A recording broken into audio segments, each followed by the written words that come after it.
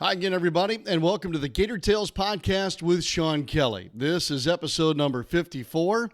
I'm Sean Kelley, and I'm very thankful that you've joined us here in mid-November. The overlap has begun with the fall sports and the winter sports now underway, and it's an exciting time at the University of Florida.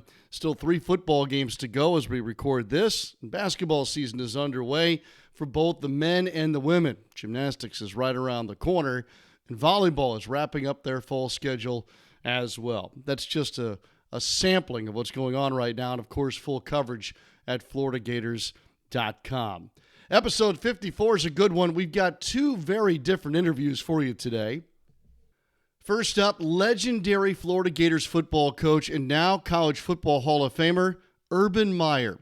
Meyer will be inducted into the College Football Hall of Fame on December the 9th at an awards dinner in Las Vegas. He'll be the 14th Gator in the College Football Hall of Fame and the 5th Gators head coach. Of course, 3 national championships, 2 of which came with the Gators. And he started his career, of course, at Florida in 2005. We talked to Meyer about this very special honor, his return to Gainesville for the Florida-Tennessee game coming up, and his advice to whomever the new head football coach at Florida will be in the sport of football. And I mentioned just moments ago that women's basketball is underway, and they are off to a great start.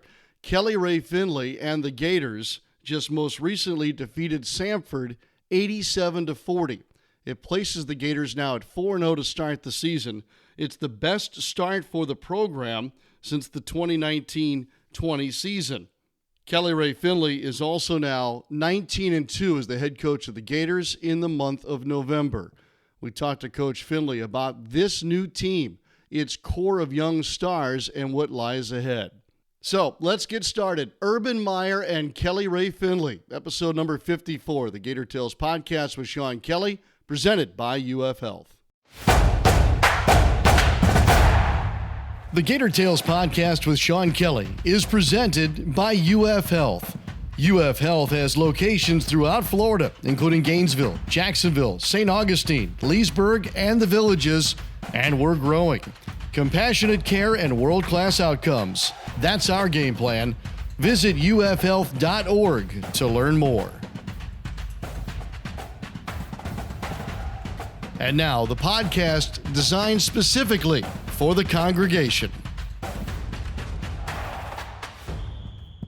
Joining us now on the Gator Tales podcast with Sean Kelley is Urban Meyer. He'll be the 14th Florida Gator and the 5th Florida coach to be inducted into the College Football Hall of Fame. That ceremony takes place in December, exactly on the 9th, at an awards dinner in Las Vegas, and he joins us now. Coach, congratulations. Such an honor for you. I know that you're a member of several Hall of Fames. This one's a little bit different, I'm sure. It is. I was a football junkie growing up. Actually studied coaches. I remember back in the day from Tom Osborne to Joe Paterno and Bo Schembechler, Woody Hayes. That was my era.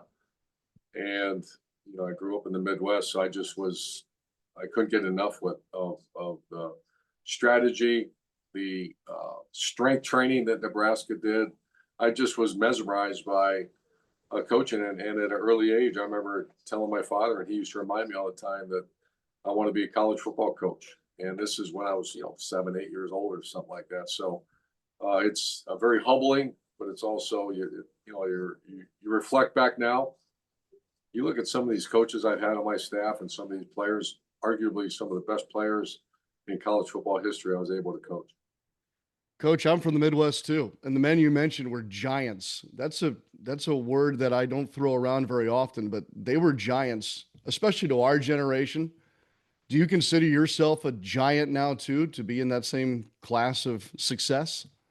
I don't. I'm one of those guys that it's hard for me to, grasp reality at times. And reality is that we had some great teams, won 3 national titles, and because of great players and great assistant coaches. And I talked to Jeremy Foley again last night. I've talked to him, every week for a while. And so I just was very fortunate. I worked for great people, worked with great people, and coached great people.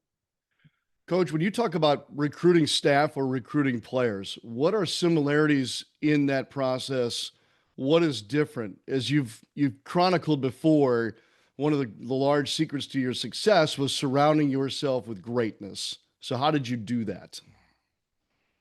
I took recruiting as a game. As you win and lose, and don't lose. It's not that complicated. As your assistant coach, you set the table, and then we go in and try to close the deal. And the Charlie Strongs, Doc Hollidays, Chuck Heaters, Greg Madison, some of the coaches I had on that, Dan Mullen and Billy Gonzalez now, and I mean, we just had great recruit. I never believed in the saying that you can have, be a great coach, but he's not a great recruiter. Well, he's not going to coach in Florida. That's not going to happen. If you recruit every day, 365, I would meet with our secretaries, assistants, strength staff, and I would always say your number one job is to recruit. If you can't do that, you don't belong here. And we, kind of set the standard for recruiting in Florida when, I mean, we were tenacious about going after players. And when you look at that roster, especially that '08 roster, I mean, they were from all around the country. Spikes was from North Carolina. We had Percy Harvard from Virginia, and then obviously our Florida, Georgia guys. I talked to Billy Gonzalez last night, and he said you were a master motivator. Was that something that you were gifted from God, or did you learn to be a master motivator? Oh, I think it's probably both, and something I took very serious. I was a psychology major in college, and I used it every day. And love, fear, and hate are the greatest motivators, and we used them all. You can get players to love you. That's the most sustainable. But also, you get to hate that team from Athens, Georgia. You get to hate the school out west. We used to call them from Florida State. That's a great motivator. And then fear. It's not healthy. That's what drove me, was the fear of failure and letting Gator Nation down, letting those former players down, and to the point it was unhealthy. But it's something I took very serious because college football is a violent, tough game, and it's not. All due respect to the other sports, it's not. There's parts of that game that are awful. To run down on kickoff and hit something that coming at you 15, 16, 18 miles an hour, that you can't say, boy, I really enjoy that, but you have to do it for a means to an end, and that's called win the game. Playing defensive tackle and, just some of the things you have to do. You got to motivate players, inspire players to do it. And I took great pride in that, so did our staff. The announcement of your induction came in January, Urban, and now we're waiting all the way until December 9th to finally get you inducted in Las Vegas, of all places. How long has that wait been for you? Has it allowed you to reflect as much as you've wanted to upon what qualifies you for this honor? It really has, because I used to look at reflection as a sign of weakness. I forced myself not to, even as I was winning. We were winning at Florida, on to the next, and someone would, and I would get pissed, say, no more pats on the back, stop.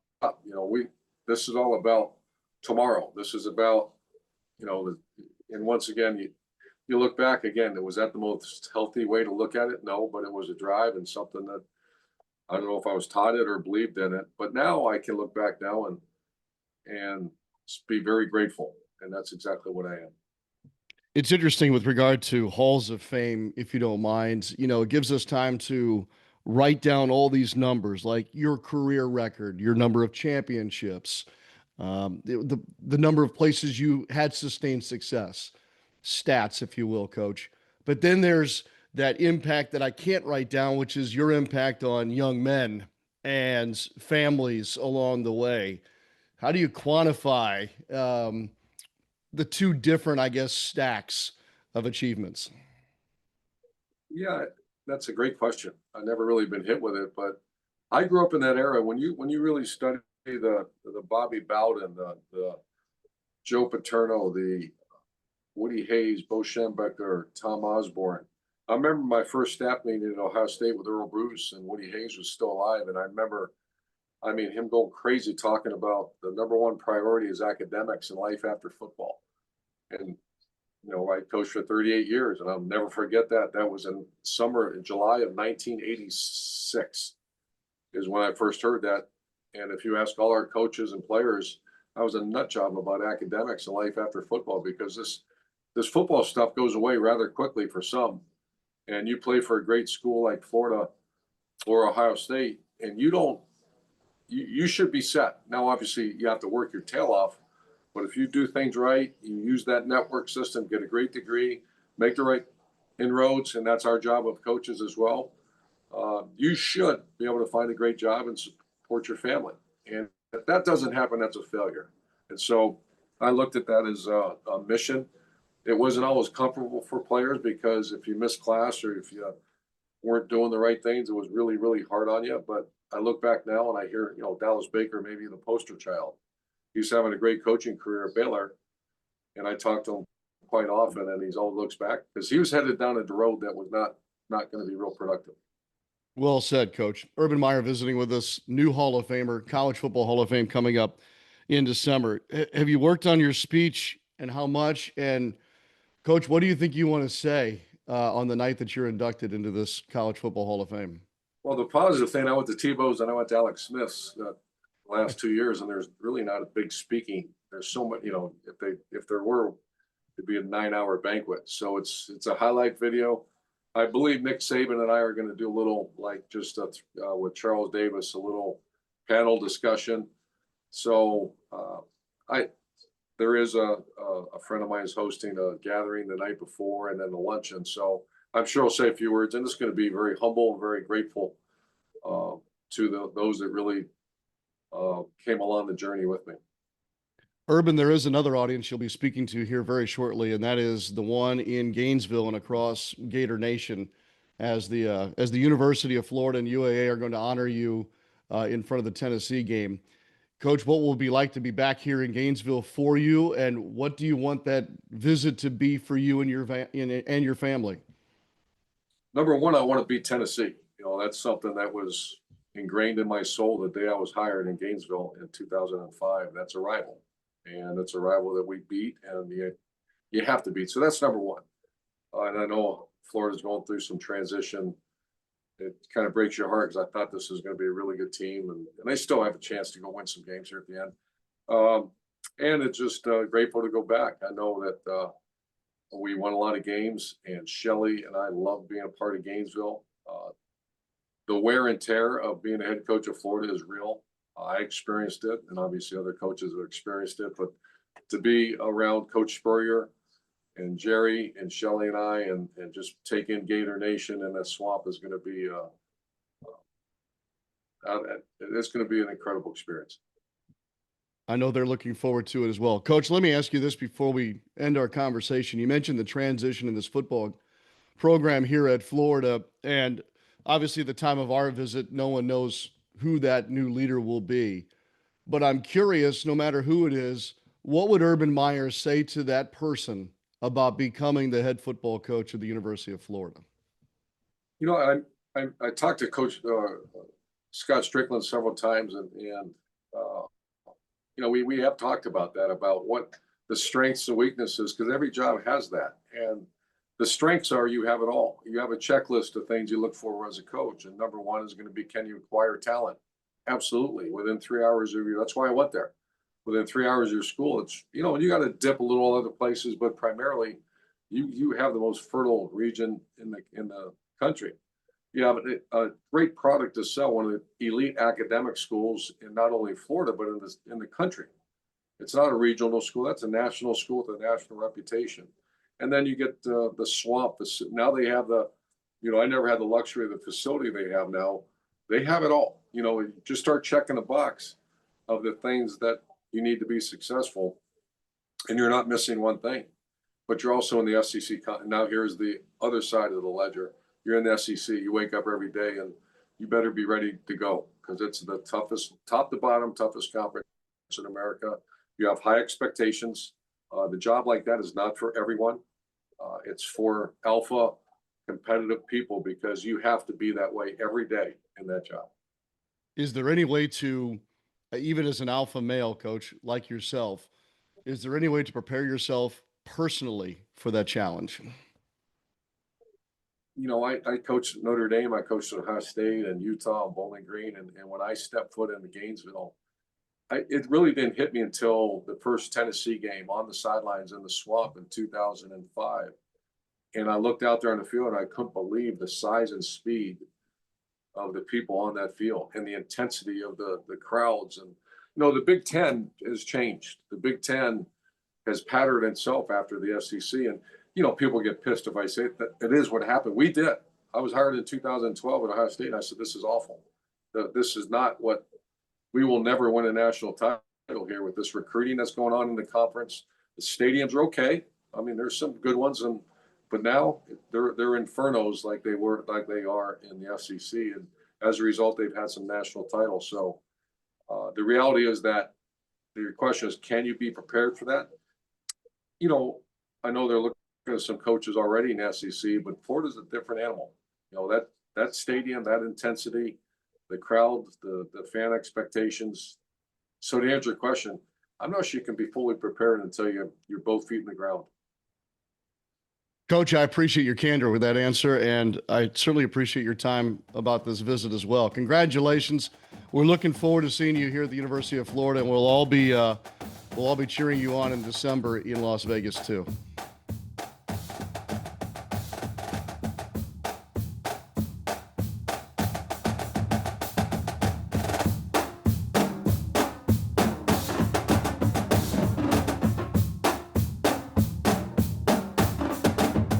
Kelly Rae Finley is in her first season as the head coach of the Gators women's basketball program as a mother as well. There's the twist, Coach. Let me start with that. How's that been for you, the offseason and coming into this new year as a new mom? It's been great. It's a little bit different, but in the same way, all the same, right? So we've talked a lot about two things can be true at the same time, right? So it's different, but it's the same.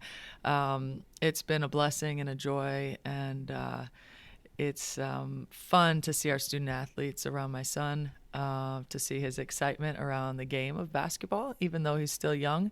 But he's got those big hands, and he's pretty active, so we should expect to see him on the court sometime soon. Good genes. Letters of intent can be mailed too, and she'll give the address later on. Has it changed the way that you are as a coach, being a new mother? You know what? A lot of people have asked me that. I don't think so. I think that I was blessed growing up with perspective in our family, both inside and outside of athletics. And I think my reason that I got into coaching has always been consistent and steady. And I think it's maybe given our student athletes a different perspective. Maybe the way that they see me might be a little bit different. But in terms of how we do what we do and how we prepare, I think I'm very much the same. You're a coach's daughter, aren't you? Exactly. Right. So that gives you at least some, like you said, perspective on how this could work. It could be quite different if you weren't raised in a coach's family. Am I correct? Yeah, absolutely. And, we were just talking this morning with one of our student athletes and one of our staff assistant coaches and about what it means to be a great teammate.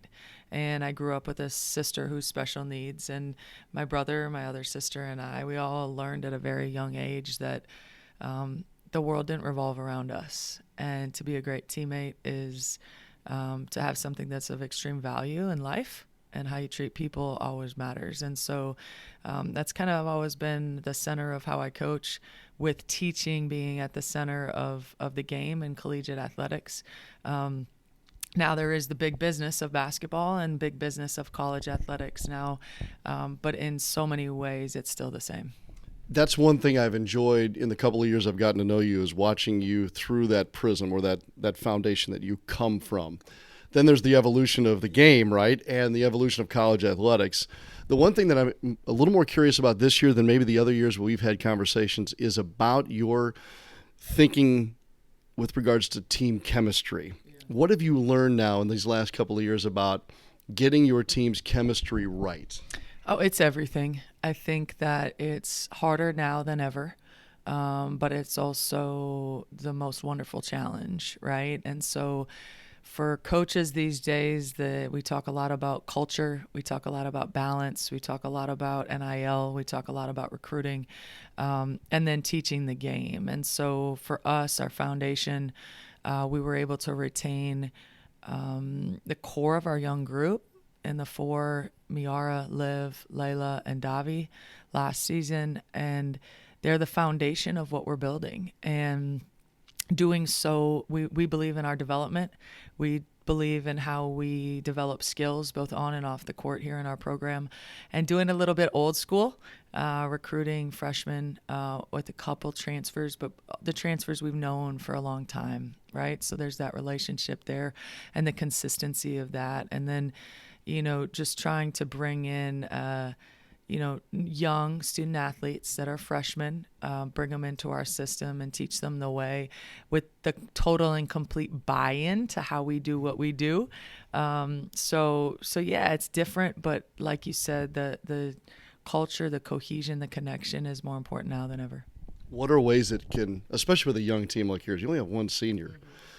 What are ways that build team chemistry? It's one thing to message that, Kelly Rae, but it's another thing to put it into practice. Yeah, for sure. We have 7 international students this year, but we're very diverse in a lot of different ways. And so we've got our orientation book and creating a common language and common understanding of, words like respect, words like love, words like connection, because what that is in Italy is not the same as what it is in PG County, Maryland, right? And so starting there with what those words mean to us as a program, how we carry ourselves, what we're about.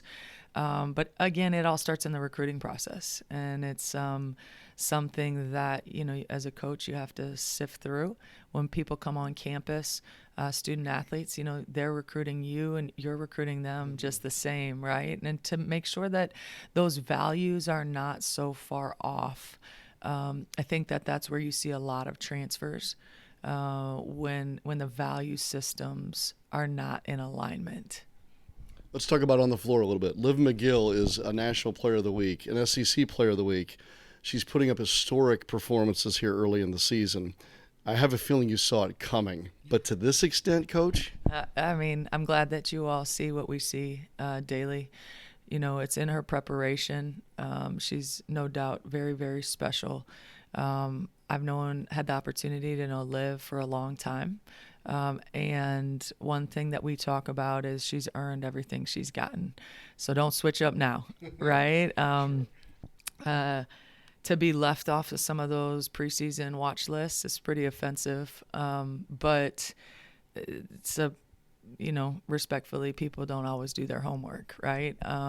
So Liv was USA basketball point guard this summer. She wasn't able to travel with them, but she was here training and preparing for our team to be the very best. Am I surprised? Absolutely not. And she's somebody who's going to be willing to do whatever it takes for our team to win. If it means anything to you, I never remember who was the preseason SEC team. I always remember who was there at the end of the season. What's different about her game now than a year ago? What were the challenges that she had to meet to get to the place she is now? Yeah, I think it's, very similar, not only for Liv, but for all incoming freshmen, right? Especially at the guard spot, the speed of the game is very, very different. And, it's no different than coming in. We always talk about previous experiences in your life are there for you to draw on, right, in order to grow and move forward. So as a freshman, you sure don't feel the same as you do your senior year in high school. Right. And a huge part of that is a little bit skill, but more so the mind and the body matching up to the speed of the game. And in our league, it's really not ball screen coverage that gets you. It's the backside coverage, right? So that level 3 defender and the speed of that closing speed is really going to determine your turnovers or your assists. And I think, Liv watches a lot of film, very similarly to a lot of our student athletes. We have a very focused and determined group this year. They're very resilient, and it's been fun to see them grow. At SEC Media Day, you recognized Miara O'Neal as maybe the player that made the biggest jump or had maybe the most recognizable growth. You didn't quite expand on it at SEC Media Day, so I'm going to ask you to do that now. In what ways, whether it's on the floor or off, did Ms. O'Neill improve herself? Yeah, in both ways. And I think, that jump from freshman year to sophomore year, I've said this a lot about Miara, but her buy-in to her process and her timeline has been truly elite. She doesn't compare herself to other people, and she doesn't compare herself to their timelines. And because of that, she's better. Her overall conditioning is better. Her overall strength is better. She's only touching the tip of the iceberg to where she's going to end up as a collegiate basketball player and a basketball player in general. But she's more than that. She's a special person. She's a connector off the court. She wants the Gators to be great, and she knows that in order for us to be great, she has to put her best foot forward every night. Layla Reynolds is what to Gators women's basketball? She is Gator women's basketball.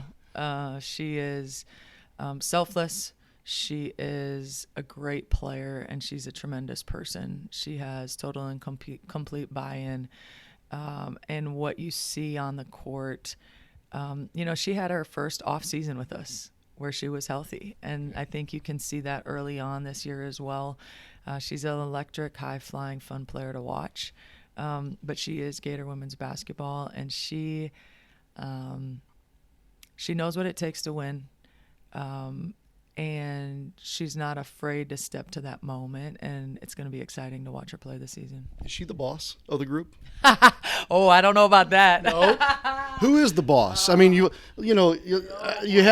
can say, here's our best player, here's our boss, here's big sister, here's the caretaker. Do you have roles kind of like that with this group? Yeah, I was going to say everybody has a different role, and they play their roles very well. Okay. And it's something that we've talked about a lot as a team in terms of you're not put in a box in your role here at the University of Florida, but you are expected to play your role to the very best of your ability so our team can be our very best. And so that can change and adapt and evolve. But they have some pretty, they voted captains in several different areas, and I was quite impressed that they know each other so well. Oh, do tell. So, you got your floor captains in Liv, Layla, and Lex DeZecco. Mm-hmm. Lex DeZecco is a stabilizer for us. She's a very, very big key contributor in a lot of ways, and in a lot of things that don't show up on the stat sheet.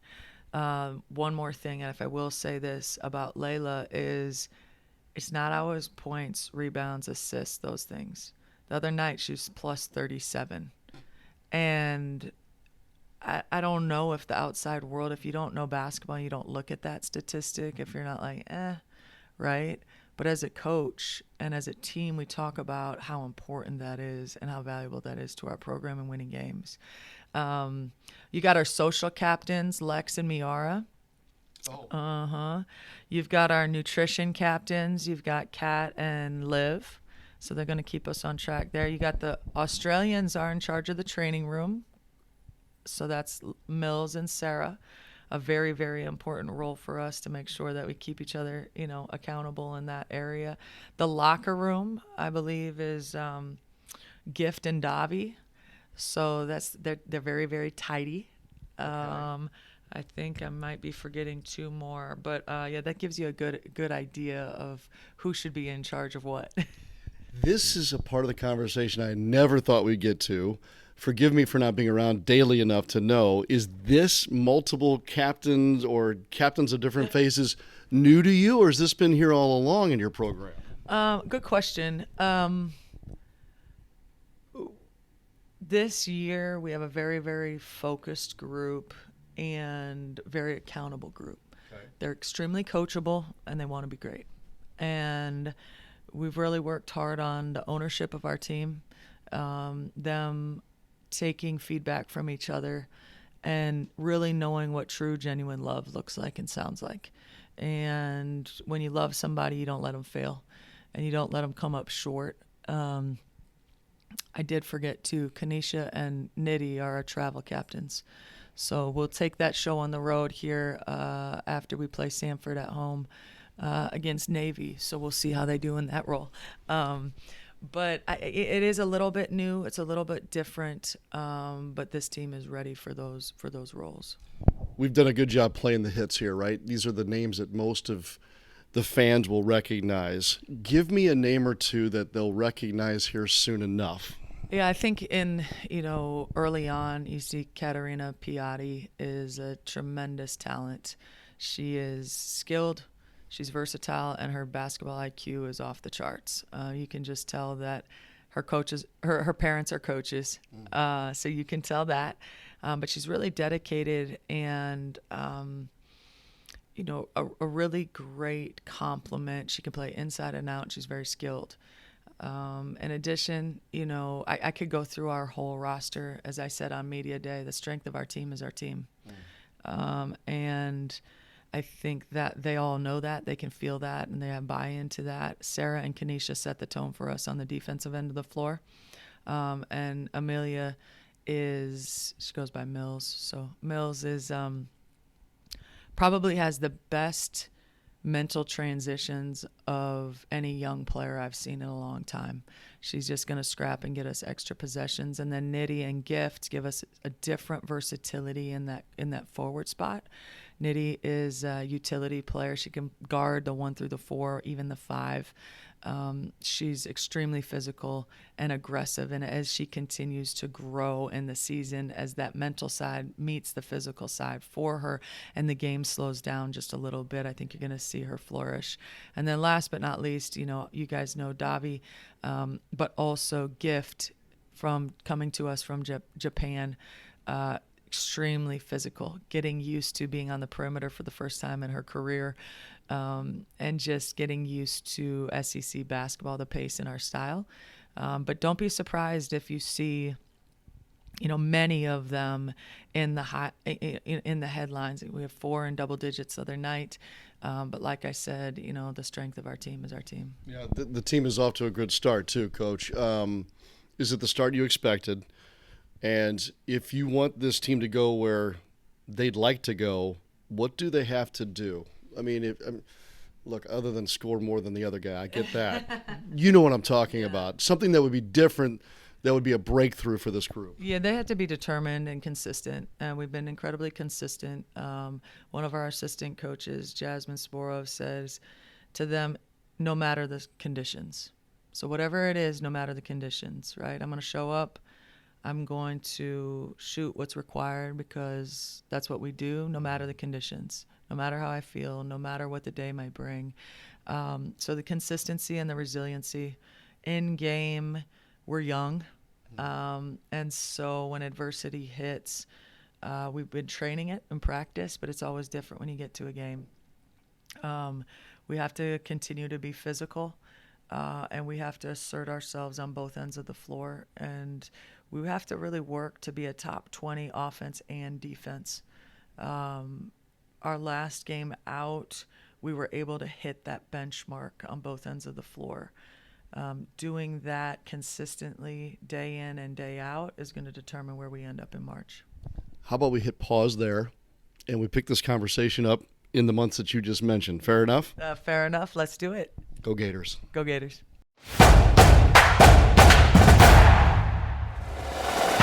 I hope you enjoy these interviews as much as I did conducting them. Big thanks to, of course, Urban Meyer and Kelly Rae Finley for their time and their thoughts as we get through episode number 54.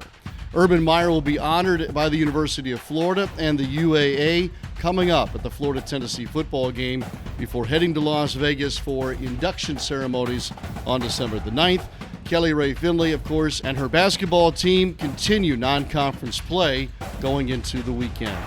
Big thanks as well to our presenting sponsor, UF Health, and, of course, to the support staff that helps us.